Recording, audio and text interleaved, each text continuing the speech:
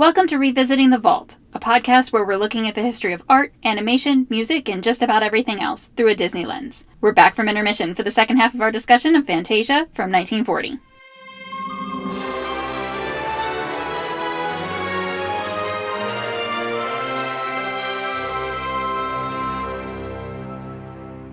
Here's another clunky transition. Let's talk about a huge impact. Rite of Spring. Oh, that's my favorite transition. I love it. I love it. All right, so we have Rite of Spring. The Rite of Spring did have a huge impact when it came out. Is this the one where it was the only one where the composer was still alive when the movie came out? I think so. There was one composer who was still alive and he hated it. Well, yeah, I don't blame him. When they are getting ready to introduce Rite of Spring and those pipes fall, that is 100% a clue. They're like, this is going to be dissonant as all get out, everybody. Get ready. This is the whole thing's going to sound like this. Yeah. It's brilliant. It's like just a little clue, a little hint. And it's gorgeous. I love Stravinsky. Stravinsky's one of my favorite composers. I think he was amazing, very problematic as a human being, but his music, it's just everything. And so just to talk about Rite of Spring real quick, because I think it helps to have a little context about this piece, and then so that you know what you're getting into when we talk about dinosaurs. I think I vaguely remember there were dinosaurs in this film. I didn't. I don't know that I ever saw this part. When the guy said, we're going to go to science, I was like, what? Yeah. Mm-mm. I don't know Rite of Spring necessarily. I mean, I obviously, I know the song. I know the piece in general. I've heard it. But the story of it, the story it's supposed to tell, is it supposed to tell a story? I didn't know any of that. But I'm certain it was not about dinosaurs. Right. No, for sure not. But it was about, primitive, it's a rite. It is a pagan thing. The ballet, because that's what it was, technically. It premiered in 1913. It was premiered by Diaghilev's Ballet Russe in Paris. It was composed by Stravinsky. It was choreographed by Nijinsky. And nowadays, people, especially even if you talk to older professional dancers, they'll call it modern dance.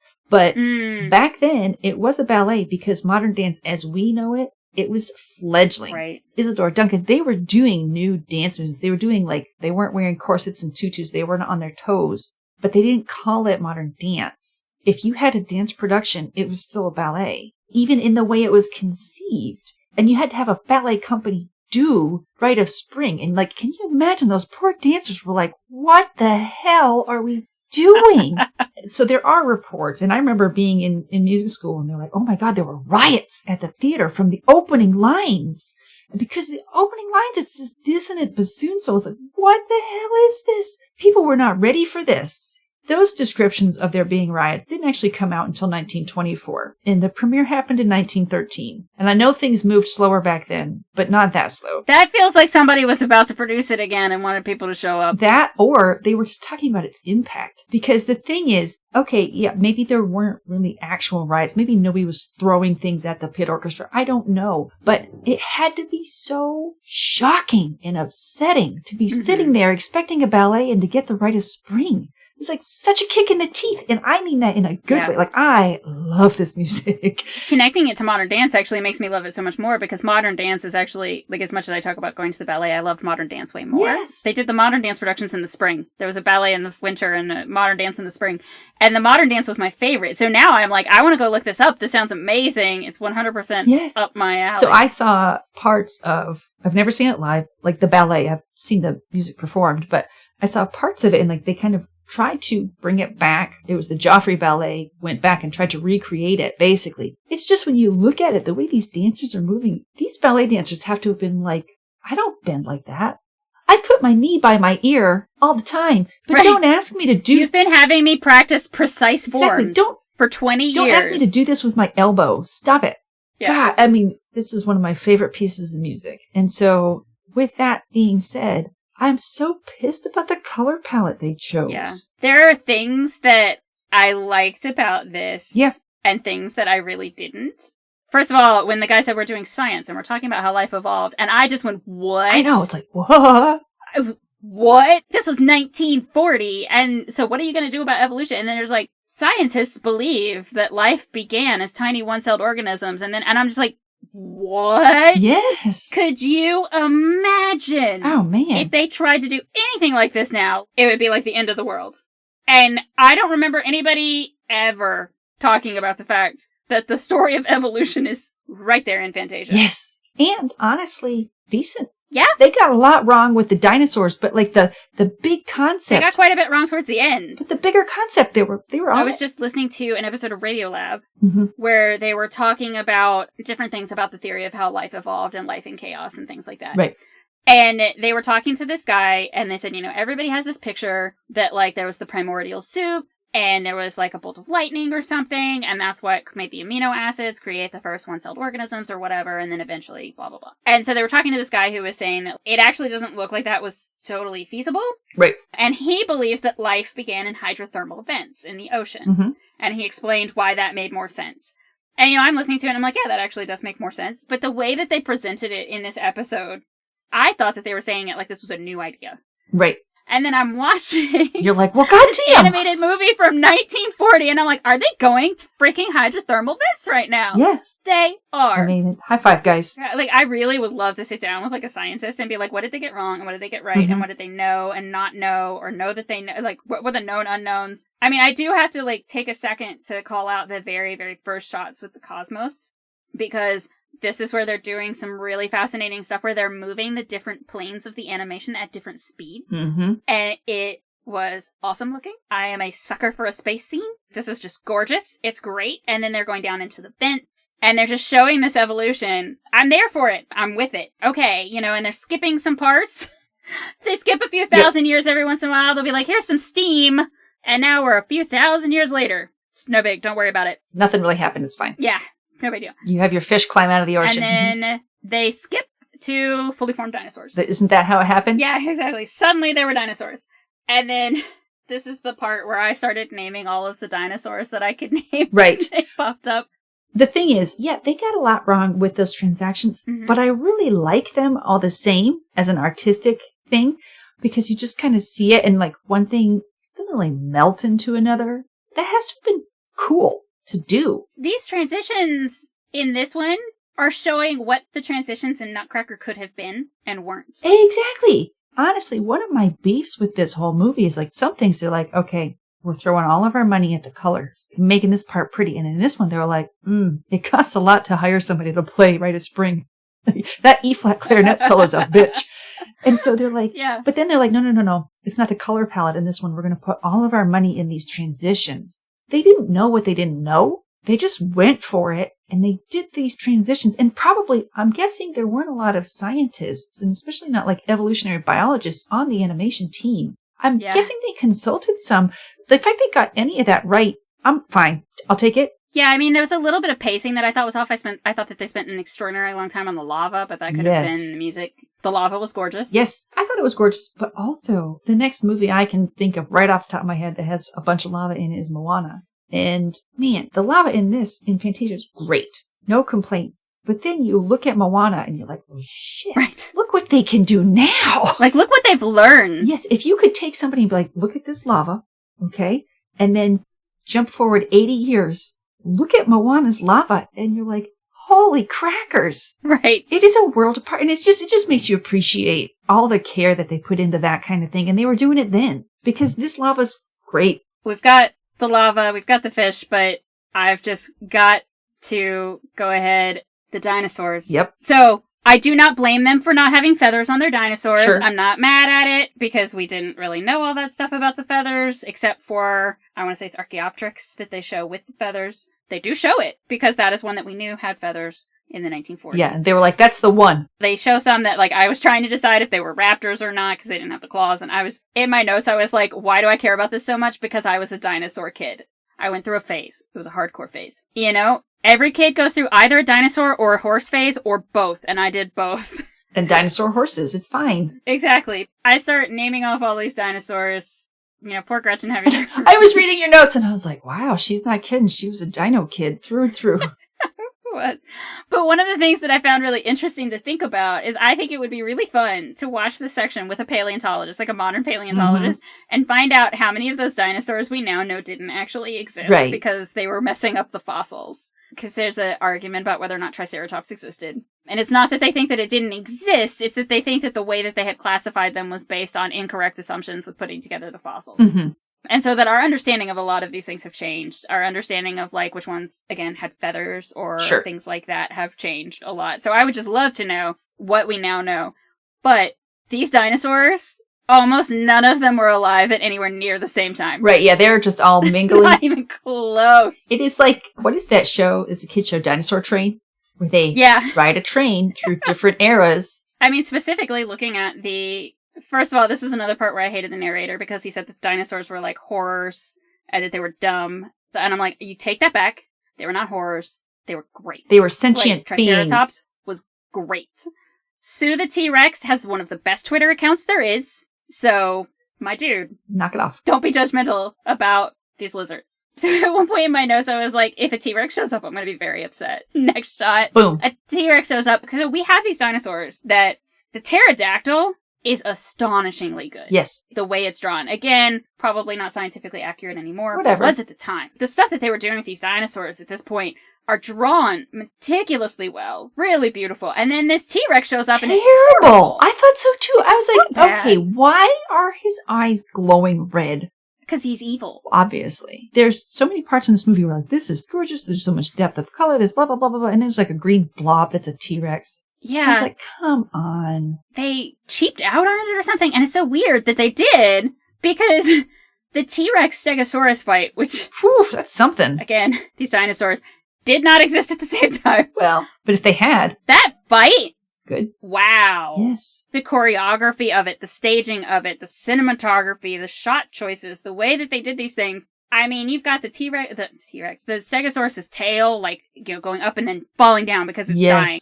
That is harsh. Like, that's a lot. And then they go to its face. It takes an agonal breath. Yes. You watch this Stegosaurus die right in front of you. Yes. All of the stuff that we've been talking about with Disney movies not showing trauma. And then boom. Here you go, kids. Honestly, that's kind of the start of a bunch of trauma. If you're going to animate trauma, put it to the Rite of Spring. Do it.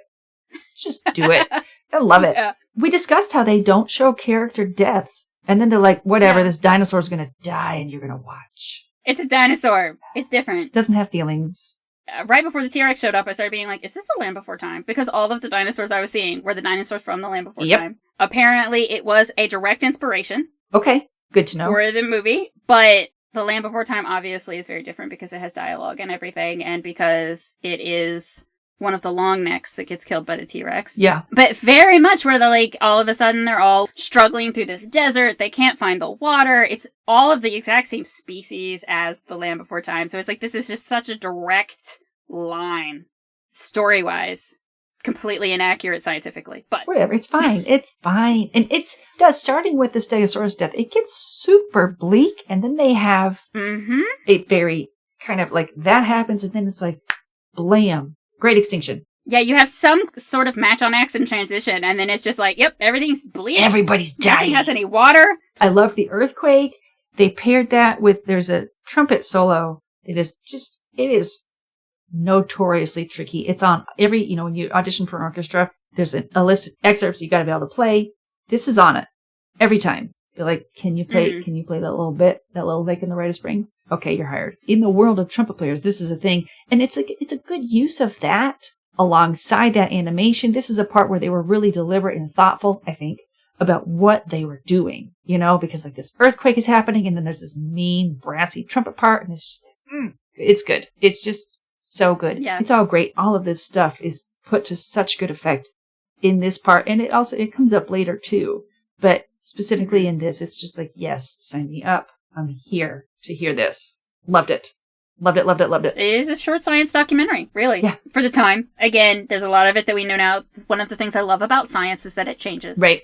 And that our understanding of things evolves and changes as we learn more. And so I love that about science in general. So, but I love that this is like in 1940. Mm-hmm. You kind of could use this in a science class and be like, here's the story of evolution. Here's just like Walt Disney animating the story of evolution. It is not...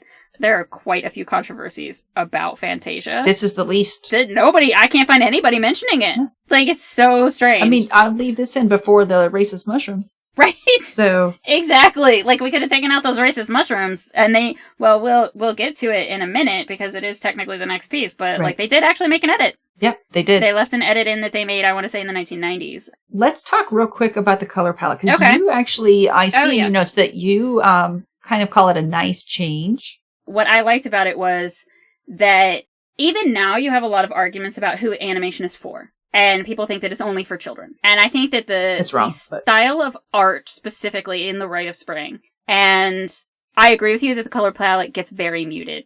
But, you know, when I was thinking about that, it was a lot about, like, the lava and those bits. Mm-hmm. But this is a color palette they're not going to use very much anywhere else.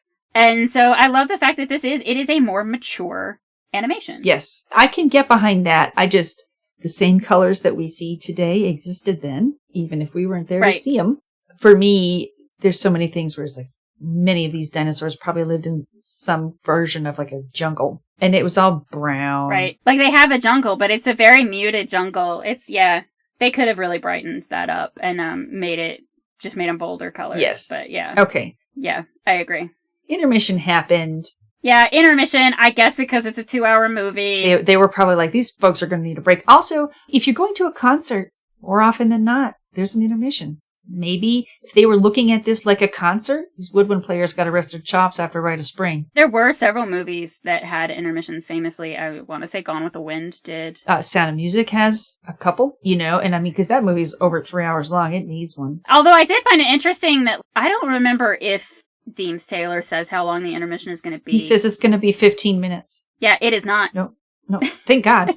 Disney Plus is just like, oh, well, this is the part where it goes to the still frame of the picture, and we're out. Yeah. We're not spending that time on it. It is not 15 minutes, Thank God. Is fine, because if you want a 15-minute intermission, you can hit pause. For real. So they come back from intermission. The soundtrack bit is actually just some, like, random notes. Yes, and while they're in the intermission, the clarinetist is, like, noodling around, and they play a little, like, kind of swingy, jazzy stuff when they're getting back into it. This is the kind of thing, I don't know that, like, an impromptu jam session would break out like that, but a lot of times, people will just be, like, farting around on their instruments, and, like, they might play something that they've been working on the side, it was fine.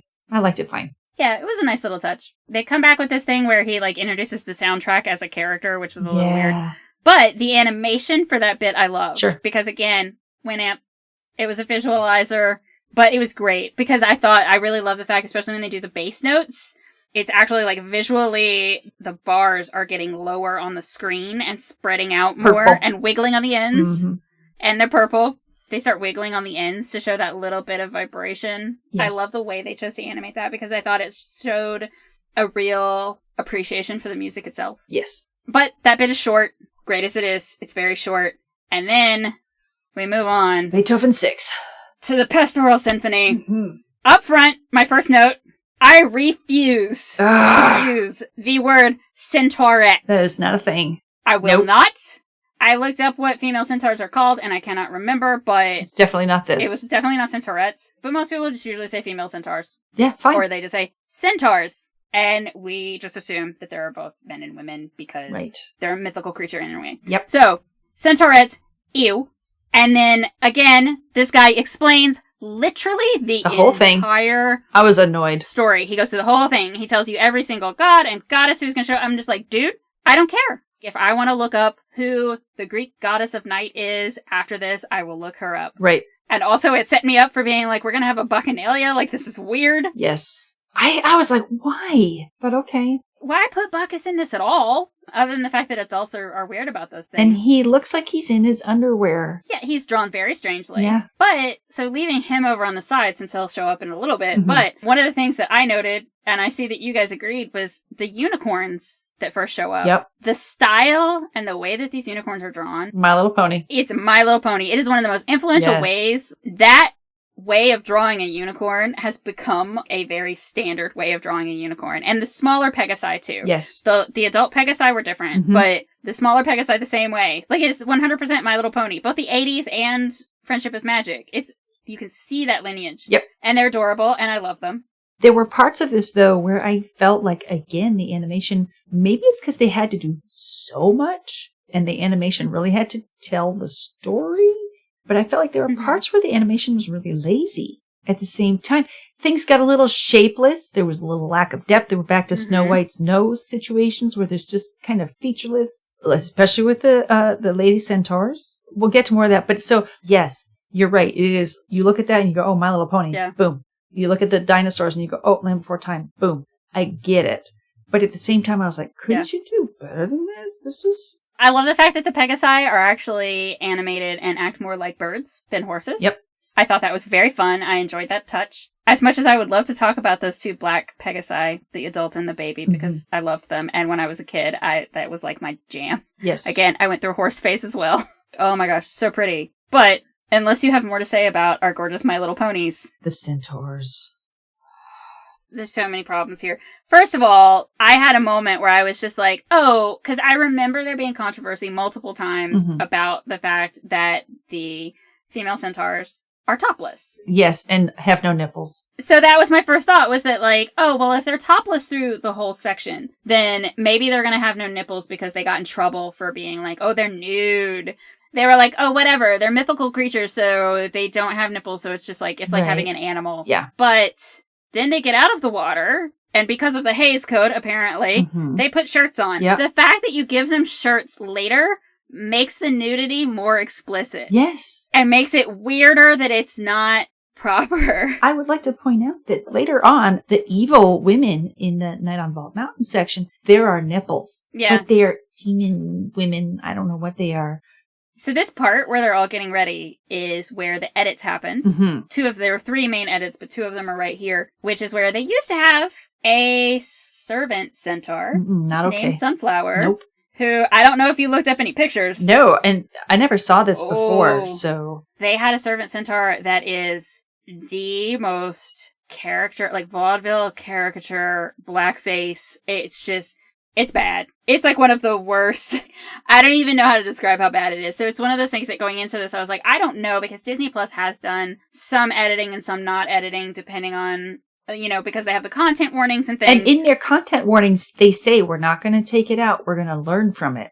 But then there's some stuff that's so offensive. I mean, honestly, I was like, no, that it needs to go. Yeah. It just needs to go. There's no reason for it to be there. And so they do. They leave it out. And I think that was edited out in the 90s is when they first did it. Good. And then there's also a scene after Bacchus shows up that is a similar looking servant centaur.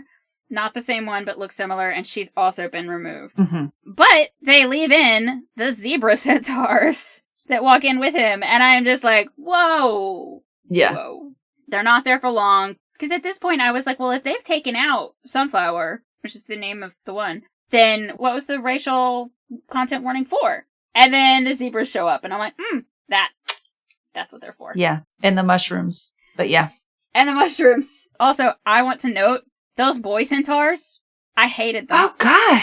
They're drawn so bad. I called them a bunch of boring chads. They are awful. They all looked the same. Their faces were strange. Yes. I get that they were probably going for like a Greek vase kind of thing, but nothing else in this is drawn in that style. These guys are featureless. Yes, that's what I was talking about too. Yes, it's terrible. These girl centaurs all deserve better. Yes. I also got a little annoyed at how heteronormative it was, but it was the 1940s, so I guess, I can't have everything. I mean, I felt also, there were parts of this where I was like, oh, this is going on forever. Right. Beethoven 6 is a very long symphony. They did, like I said earlier, they cut it down. They cut it in half. I've been in and to some performances of Beethoven 6 Symphony where if it is not a really tight performance, it does drag on forever. I might still be sitting there and don't know it. But I sat there, I was like, oh my God, this is going on. Ooh. The pacing feels so weird. And again, maybe it's partially because of the music itself, and they were like, here's this movement, and this movement is going to have this particular visual or whatever. Yeah. We are spending so long on these women getting ready. We are spending so long on matching up each one with a boy. Ugh. They all also match. Did they? I was wondering if, only the blue centaurs ended up with blue centaurs. And I was like, this is weird, because in nature it wouldn't happen that way, but in, white structured society, it sure would. Mm-hmm. Especially in 1940s. Exactly. When they have the one where it's like, oh, this poor dude didn't find a girl, and I'm just like, okay, we'll just go play football or something. Yeah, why do you... Stop. But, oh, no, there's a poor... he's blue, and there's a blue centaur, girl centaur over there, so we can put them together. And they're all gonna dance and have fun at what should have been an orgy. Right? And, okay, just quick note, there's a centaur playing a horn during a clarinet solo. That makes sense. Mm-hmm. Why not? Why not? Why not? Sure. Once the boy centaurs show up, I think that until you get to the storm, it's just weird. It is. I was so put off by this whole thing. And this part of the movie ruins Beethoven 6 for me. Also, for the record, Stokowski felt the same way. Because the thing is, Beethoven 6 is one of those things that has some intentional depictions in it.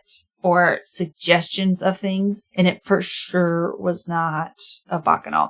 It was definitely not any of these things. It was meant to depict a pastoral theme. Not this nonsense. Not centaurs. Not what? Am I crazy, or is there a donkey with a unicorn horn? Yeah, like Bacchus has a donkey. I'm sure that has like a reason in Greek myth that I'm forgetting. Sure. But why's he got a horn? This is where they put all the gags. I hated this part. Everything with Bacchus becomes like a gag. Yes. They're running from the thing, or this is falling over, or he's like flipping over because, haha, he's drunk. Right. It's funny because when you look at it, my notes just fall off. Like I stopped having anything to say. I think the storm had some good visuals. Sure. The Pegasi sheltering, the cherub sheltering in the gazebo. And like the weeping cherry tree. I was like, oh, that's pretty. Right. You know, as much as I have a whole rant about Friendly Zeus, which I'm sure will take a lot of time when we get to the movie Hercules, this Zeus, like, didn't really do a lot to have a character. Nope. So, like, the scene where he's actually, like, laying back and, like, finding the extra lightning bolts, and he's like, oh, man, like, get this one out from under me. Yeah. I mean, it really is like, you know, as the storm fades away and you've still got like that little bit of lightning that's still happening. Sure. Like, it feels like something. And I think at that point, it gets back a little bit. I think the rainbow stuff takes a little too long. It's pretty. Again, it's my favorite little black Pegasi, but Pegasi is plural. But, you know, it's cute, but it just, that part takes a little long. For me, once they have Apollo and they have the sunset and it starts to really wind down, then you get a lot more of that, like, beautiful imagery that I wanted the whole time. Yes. That shot of the Huntress shooting with the stars. Yes. I want a poster of that to hang in my bedroom because I've got a whole celestial theme in there. Like, it's beautiful. But it's like, it's right at the end. Right. And if you look at that and you're like, I get it. I get why they couldn't do that for the whole friggin' thing. But I was like, overall, I feel like the animation in Pinocchio is just so much better than this. This featureless, depthless, faces F-. Yeah. Those cherry trees are beautiful. The backgrounds that they draw in this are backgrounds that do get referenced again and again and again in art that comes after. But at the same time, I mean, the centaurs just... Yes, I had a hard time. It ends on a beautiful note. Yes. But otherwise, apparently it's one of the ones that gets cut out sometimes, I think. Okay. Well, it's 22 minutes. Yeah. That's probably why. I mean, you can eliminate a sixth of the movie and just boom. So it's just gone. And then you also, bonus, less racism. Yeah. So then we move to another one that I think along with Sorcerer's Apprentice, I think this is actually probably second place for what people know and love from this movie, which is Dance of the Hours. I enjoy it. I think that it's got a lot of fun nods to ballet in a way that's sort of poking fun. Yes. Or it's like a kid-friendly ballet kind of thing. Yeah. It's sort of like, they're dancing on point. But they're telling a story, and you're seeing them tell a story, you're seeing them emote, you're seeing how this happens. And it's through animals, and they're funny. The birds are hilarious. Yes. This is the one that I think has the most direct lineage to one that comes in Fantasia 2000. And, like, the dancing hippos become, like, very much... I think Animaniacs does a spoof on the dancing hippos at one point. It's very much iconic. Yeah. Although you can see in my notes where I keep being like, where's the fat joke? Yeah. I know there's a fat joke coming. That hippo and the way that the hippos are dancing, but especially the one in yellow, Hyacinth Hippo, the way that she's done, she is so joyously happy in the way that she's moving and enjoying this dance and being able to dance and expressing herself this way. Yes. For me, as someone who's plus size and also loves dance, I love this. Yes. I love seeing this. Seeing that they're not making a joke that, like... Oh, she's so fat. She's so fat that she can't actually do the move. Or, like, she's so fat that she's not any good at it. No, she's good at it. Yes. She's up on her toes. She's doing all kinds of stuff. And she is clearly happy. Yes, it is joyous. I love that about that part. Like, with the ostriches dancing at the beginning, one little point of contention for me. Bird legs don't bend sideways like that. That's not a thing. They don't have an extra joint in their knee. It doesn't happen that way. Yeah. It is like a fun parody. I like that they sort of look like a feather duster too. Right. When they're up on their point. They very much look like the feather duster from Beauty and the Beast. Exactly. And it's just like, okay, they're like some kind of a French made crack with an ostrich. Okay, I'm here for it. I love Hyacinth Hippo. I have a couple little things. hippos aren't brown. I'm sure there was an intentional choice, and I tried to think, okay, is it to differentiate between the hippos and the elephants? But why go with brown? Because if anything, you could make it a purpley gray and make it work, whatever. Also, Hyacinth Hippo, our lead, or prima ballerina, if you will, she was actually inspired by 2 real dancers and 1 200-pound actress. Yeah. And I think they must have looked at this woman and been like, boy, she's a dynamo. It might be kind of a weird, cruel joke to be like, look at that hippo. But I don't think so, because they made her... It doesn't feel that way. No, exactly. Like, they made her really joyous, and she's got moves. Yeah, she's good. She's great. I don't like that she's brown, but that's me being the kind of person who wants things to look real. That's whatever. Yeah. We have her. I love her. Mm-hmm. And then we have the elephants come in. I thought that the choreography with the elephants and the way that they were playing with the bubbles, like just the actual like literal choreography of it was just fascinating. I loved it, especially because, you've got something that is fantastical. It doesn't have to be something that's like actually physically possible. Right. And so they could do some more fun stuff, but it felt possible. The way that they didn't feel so out of the realm that you were like, well, this is just wild. I mean, it almost felt like they got elephants and choreographed it, which, obviously they did not. Elephants are great at a lot of things, but they don't do ballet. True.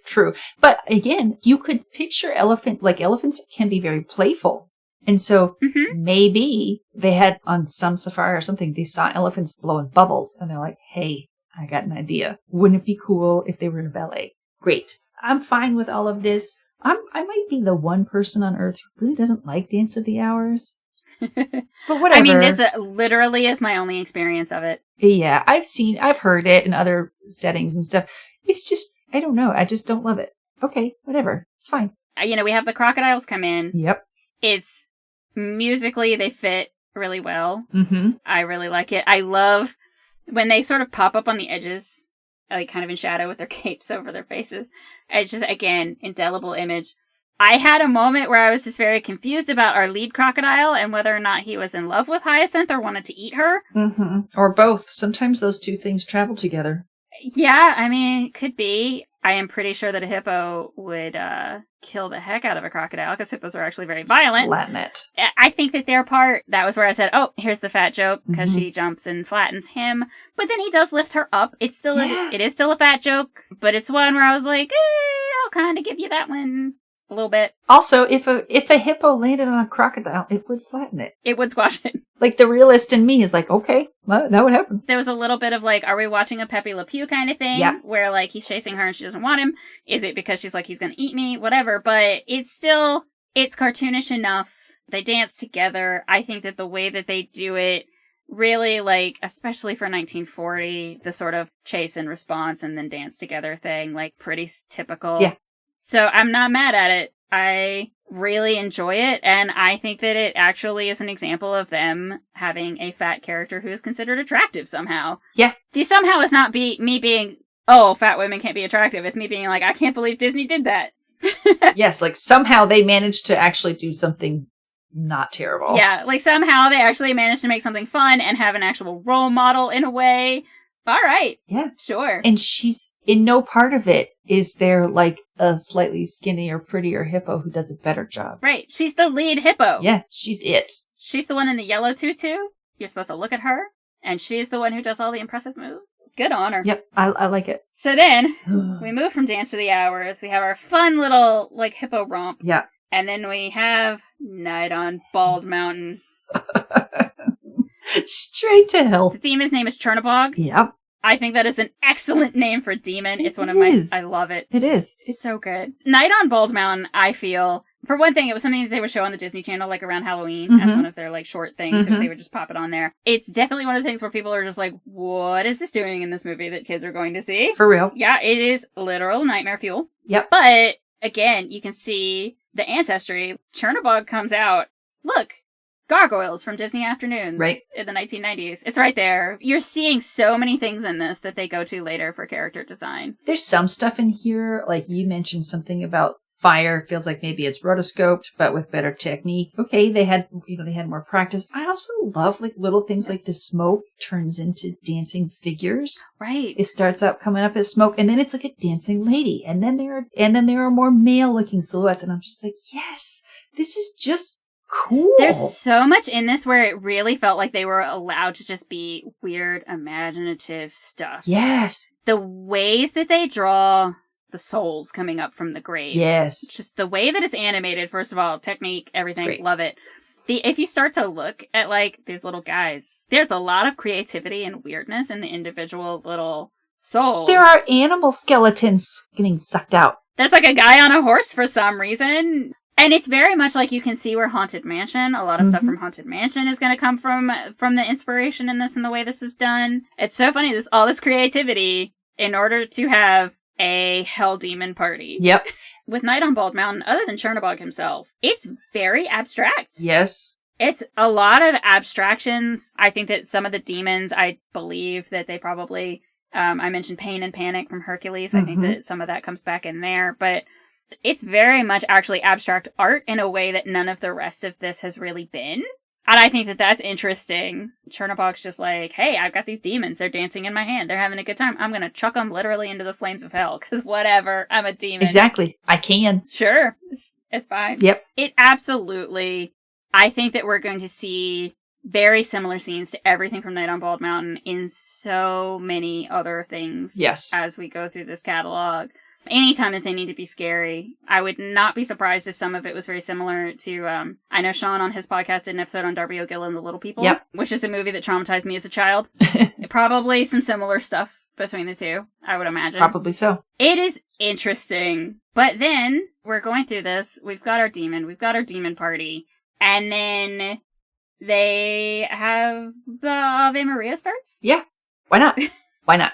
So, Night on Bald Mountain, I don't know, actually, even if they get all the way through to the end, although I think they do. Because I was waiting for Ave Maria. Because I was like, when is Ave Maria going to come on? And then, boom, they're in it. And I was like, oh, okay, that's weird. It's a weird segue. It's an odd transition. And I think it's supposed to be like a redemption thing, right? Yeah, like with the way that they explain it before it starts, and then also the way that I saw it explained, might have been Wikipedia. The demon is driven back by the church bells and the monks singing the Ave Maria. Okay, but it's a woman, okay. Yeah. Anyway. Maybe the monks are going to her. Sure. Or she's singing. Whatever. Sure.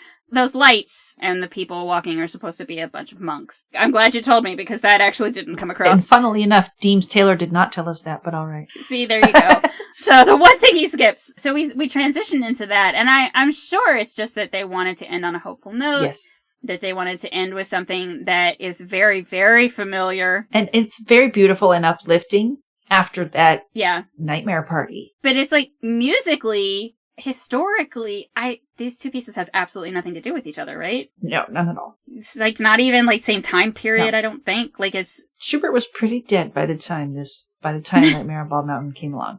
Yeah, I feel like it really was just that they were like, well, we're going to do this, like, demon thing. Or Night on Bald Mountain. Well, the translation for it actually is up for debate. I think that Nightmare on Bald Mountain actually is a valid translation. Good. There I go. I was right. I think they really just said we need some religious music because we just had hell. Yeah, I think so. It is of note that this is the only piece with vocals. Also, just interestingly, the soprano here is Julieta Novis. I don't know if I'm saying her name correctly or not. And she covered When You Wish Upon a Star for a later Disney album that came out. She's great. It's beautiful. Honestly, I love the animation in this part. For me, it's like the Toccata and Fugue animation and the Nutcracker animation is just so beautiful. This is right there with that. Mm-hmm. And in the middle segments, to me, are less detailed, more washed out. And by comparison, I love the real dark blues, purples, and blacks that show up in this. Yeah, it's got a great palette. And they're doing some interesting things, especially when, like, the church bells start.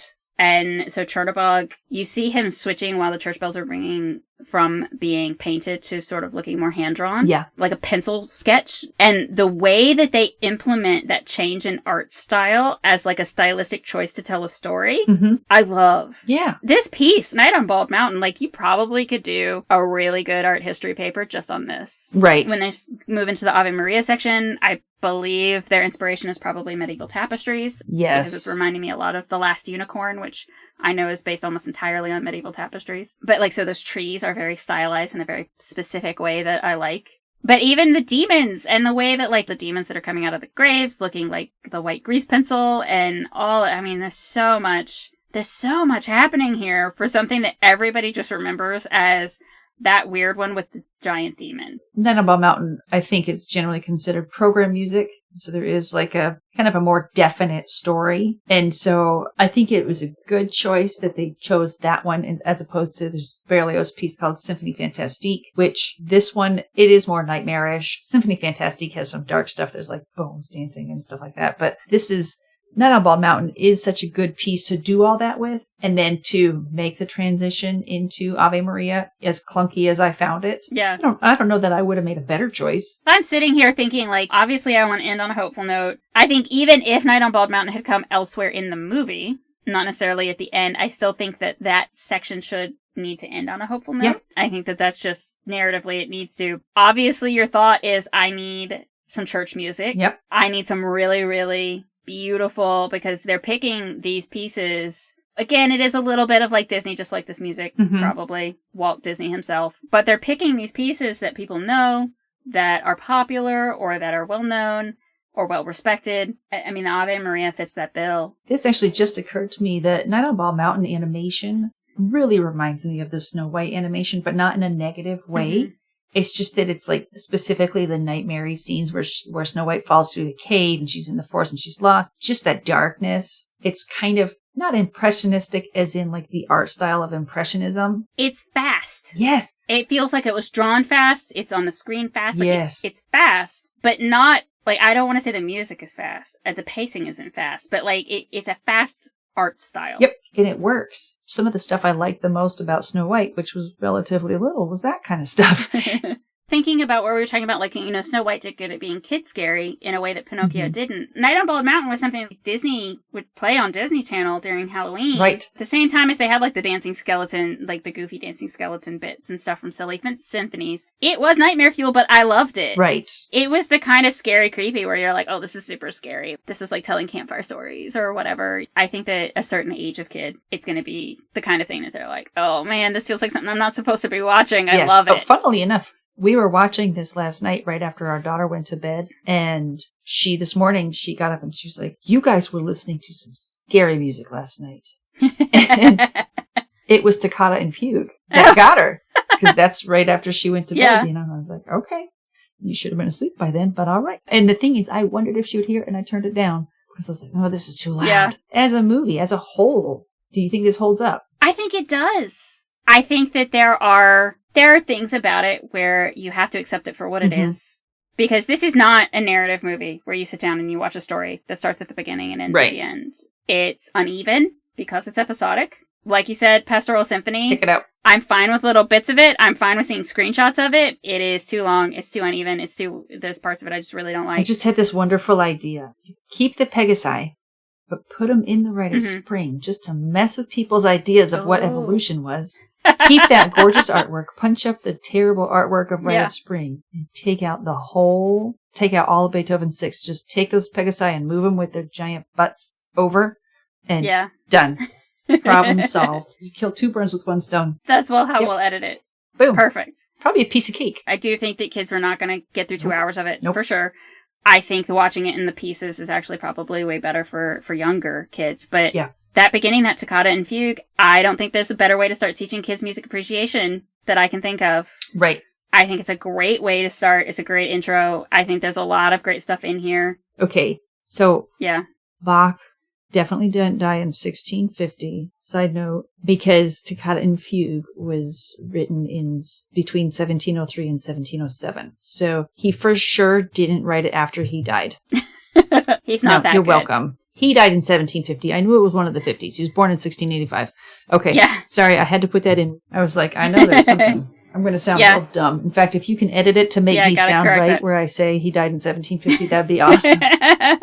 I'll see what I can do. But yeah, I mean, what do you think? Like, you know, your daughter's 8. Like, do you think she would enjoy some parts of it? I'm not sure. I mean, I think if she could see what was happening in Toccata and Fugue, she'd be fine. But just watching it, she'd be like, what the hell is this? And then some of the other stuff, honestly, she probably would be 100% fine with the Beethoven 6, unfortunately. I think kids probably like it a lot better because it's My Little Pony. She would not like Night on Bald Mountain, and she would probably love the Nutcracker. I mean, she has seen Nutcracker a couple times, so she would love that. And Dance of the Hours, yes. Dance of the Hours for me, Dance of the Hours and The Sorcerer's Apprentice are the ones that I'm like, kids will love that. I think adults love it. I think they're great. I think those are the strongest two.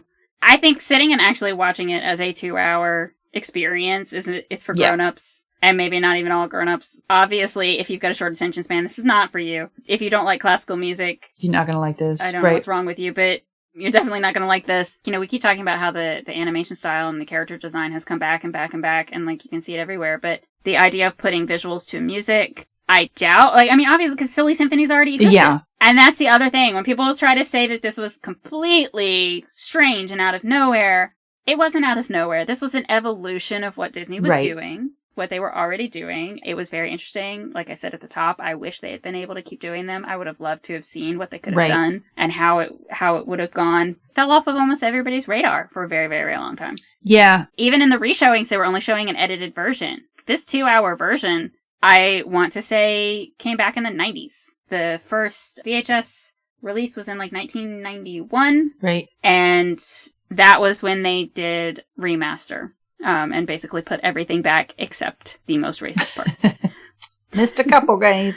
From 1940 to 1990, yeah, it was around. The Sorcerer's Apprentice was definitely around. Right. It was definitely there. People were seeing it. But seeing it as a movie altogether, there were decades where that just wasn't happening. It just wasn't there. I'm quite sure I didn't ever see it as a child. I'm sure I saw Sorcerer's Apprentice, but I know for a fact I didn't see that horrible, horrible Beethoven 6 part. Just didn't.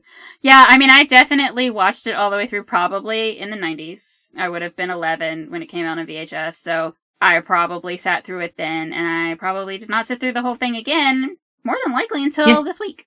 As much as I've seen parts of it. Although I do think if you're going to Disney, she should probably watch Sorcerer's Apprentice. Probably so. Because I believe some of the attractions might have some stuff from it in there. Yes. I'm so excited for you guys to go to Disney and tell me all about it.